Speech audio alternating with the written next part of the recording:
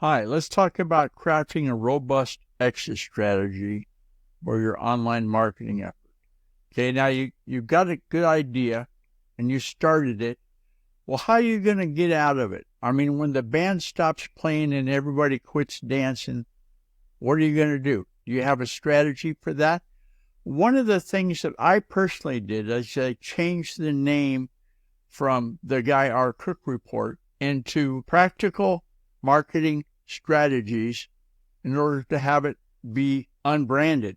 More or less like when you get a cell phone and you want to have it be not committed to something, then you just give it a generic kind of a SIM card. Well, this is a generic kind of a name. Part of the exit strategy for the Cook Report involved changing the name to Practical Digital Marketing. So I hope this has helped you, and there's 8 different steps in the Google document that you can get from Practical Digital Strategies at podbean.com.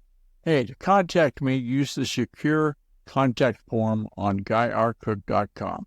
If you like this video, found it helpful, give it a thumbs up and share it with your friends. Subscribe to the channel for more valuable content and let us know in the comments below your own related experiences. It's a wrap.